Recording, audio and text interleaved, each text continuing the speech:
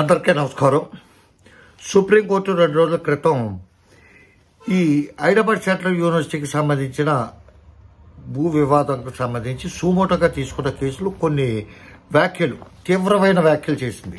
ఆంధ్రప్రదేశ్ తెలంగాణ రాష్ట్ర ప్రభుత్వాన్ని, ఆ ప్రభుత్వ ప్రధాన కార్యదర్శి వారిని ఉద్దేశించి ఇది వ్యక్తిగతంగా మీదే బాధ్యత, అవసరమైతే మిమ్మల్ని జైల్లో పెడతామనే ఉద్దేశంతో మీరు జైలు కూడా పోవాల్సి ఉంటుంది, అవసరమైతే అక్కడ చెరుగట్టును కడుతున్న ఆ జైల్లో ఉంటారో ఏంటో నిర్ణయించుకోవాల్సిన బాధ్యత మీదే అని చెప్పి సుప్రీంకోర్టు వ్యాఖ్యలు చేసింది.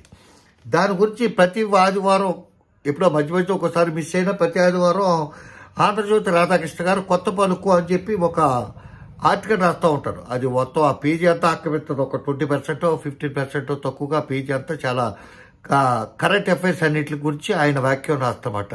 ఏది తప్పు ఏది కరెక్ట్, ఆయన సుదీర్ఘ అనుభవం గల పాత్రికేయులు కాబట్టి ఆయన చెప్పింది వేదంతో సమానం కాబట్టి ఆయన ఆ విధంగా విశ్లేషణ చేస్తారు. ఈసారి ఆయనకు బాధ కలిగింది ఏంటంటే సుప్రీంకోర్టు పరిధి మించి వ్యాఖ్యలు చేసింది అనేది ఒకటి. ఇంకోటి ఏంటంటే రేవంత్ రెడ్డి గారి గవర్నమెంట్, ఆయనకి ఇష్టమైన గవర్నమెంట్, ఇక్కడ రేవంత్ రెడ్డి గారి గవర్నమెంట్, అక్కడ చంద్రబాబు నాయుడు గారి గవర్నమెంట్, వాళ్ళు ఎవరేమైనా కోర్టులు కానీ బయట ప్రజలు కానీ ఏమైనా చిన్న పన్నెత్తు మాట అంటే రాధాకృష్ణ గారికి కొంచెం బాధ కలుగుతుంది, సున్నిత మనస్కులు అయినా. అదేవిధంగా ఇక్కడ కేసీఆర్ గవర్నమెంట్ కానీ కేసీఆర్ కానీ అక్కడ ఏమో జగన్మోహన్ రెడ్డి గవర్నమెంట్ కానీ జగన్మోహన్ రెడ్డి కానీ ఎవరు విమర్శించినా కోర్టులు ఏవైనా కొంచెం వాళ్ళకి వ్యతిరేకమైన తీర్పులు ఇచ్చినా, వ్యతిరేకమైన అభిప్రాయాలు వ్యక్తం చేసినా సరే చాలా ఆనందపడిపోతూ హెడ్లైన్లో రాస్తాడు ఆయన.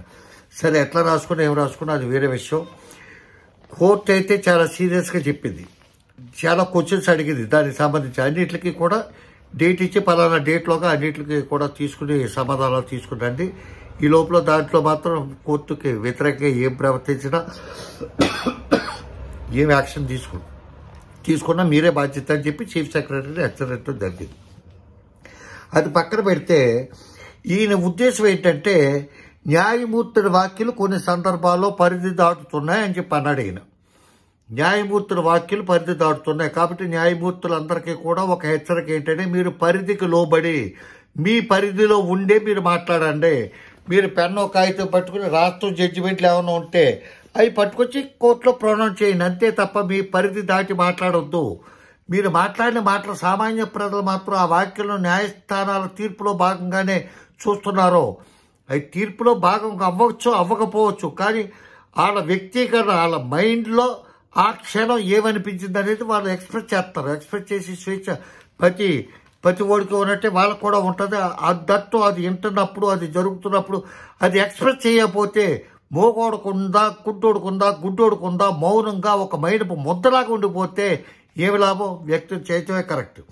న్యాయ వ్యవస్థ ప్రతిష్ట విశ్వసనీయత మసకబారిపోయే ప్రమాదం ఉందంట. అందుకని న్యాయ వ్యవస్థ ప్రతిష్టను కాపాడటానికి న్యాయస్థానాలే చొరవ తీసుకోవాలి. న్యాయస్థానాలు చొరవ తీసుకోకపోతే రాధాకృష్ణ నీళ్ళు చొరవ తీసుకుంటాం, వచ్చి అవతల బాగుంటారు, మమ్మల్ని కోర్టు గుమ్మం ఎక్కడెవరు. కాకపోతే ఈయన ఏంటంటే ఈయన పరిధి దాటొచ్చు, ఈయన ఎవరినైనా ఏమైనా అనొచ్చు. ఎందుకు? ఈయనకి పేపర్ ఉంది, టీవీ ఉంది.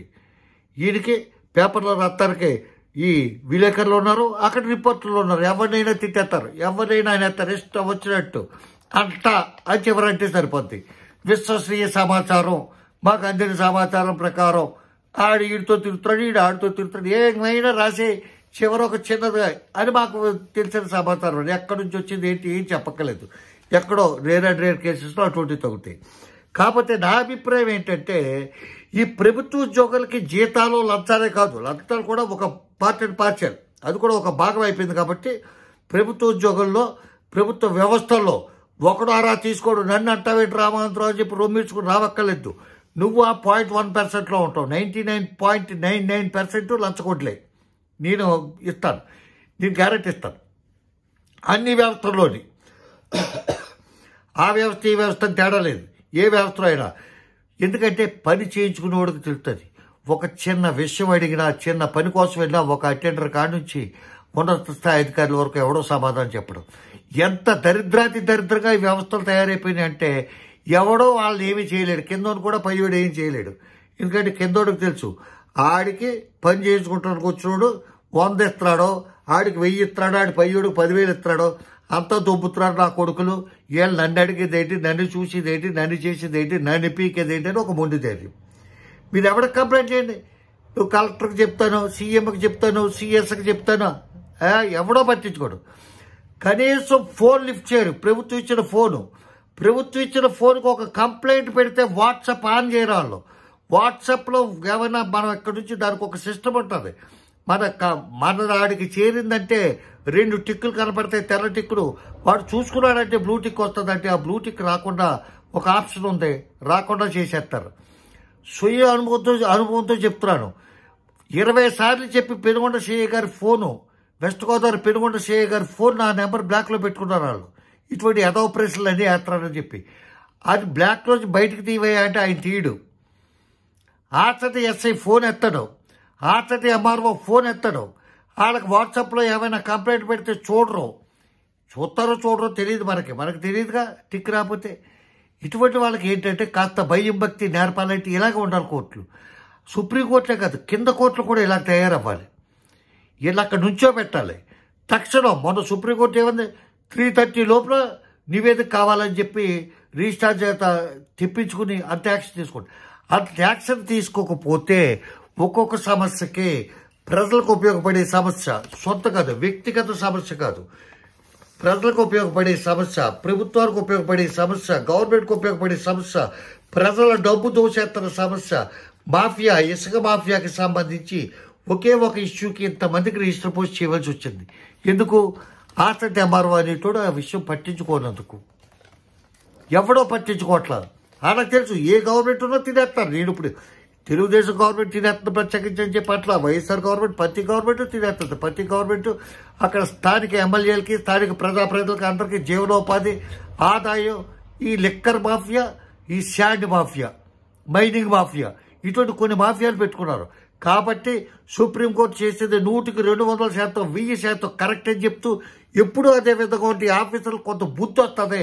వాడికి అవసరమైతే ఇలాగ మందలిస్తమే కాదు, నుంచో పెట్టాలి, గోడ కుర్చీ వేయించాలి, బెంచి ఎక్కించాలి, వాళ్ళకి గడ్డి పెట్టాలి అని చెప్పి కోరుకుంటూ, అదే కింద కోర్టులు కూడా అవి కూడా అమలు చేసి ఆ విధమైన చదువు తీసుకుని నిమిషాల మీద పనులు అయ్యేదాకా రికార్డులు తెప్పించి వాళ్ళు అడిగినప్పుడల్లా వాయిదాలు ఇవ్వకుండా వ్యవస్థ అలాగ వ్యవహరిస్తే ఈ వ్యవస్థ కొంతైనా ప్రక్షాళనలోకి వస్తుంది.